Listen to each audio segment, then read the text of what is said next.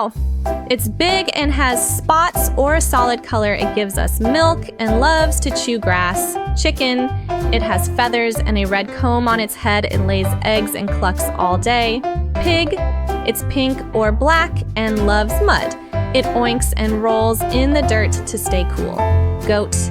It has horns and a beard. It can climb rocks and loves to nibble everything. Sheep. It has fluffy white wool. It says baa and gives us warm fleece. Horse. It has a long tail and mane. It runs fast and helps people on the farm. Duck. It has webbed feet and a flat beak. It loves swimming and says quack donkey. It has long ears and a strong back. It carries heavy loads and makes a hee-haw sound. Turkey. It has a fan-shaped tail and a red wattle. It makes a gobble sound and struts proudly. Rooster.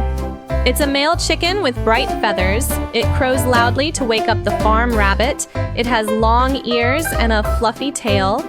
It hops around and likes to munch on carrots. Alpaca. It looks like a small llama with soft wool. It's friendly and has a long neck. Llama. It's tall and fuzzy with a funny face. It can carry things and sometimes spits. Cat barn, cat. It's furry and sneaky. It lives in barns and chases mice. Dog farm. Dog. It's loyal and barks loudly. It helps herd animals and guards the farm Cotswold sheep. It has long, curly wool. It's one of the oldest sheep breeds. American standard bred horse. It's built for speed and races on farms. It has strong legs and a sleek body. Nigerian dwarf goat. It's small and colorful. It gives creamy milk and loves to play. Sussex chicken. It has white feathers with black spots. It's a good egg layer and friendly bird.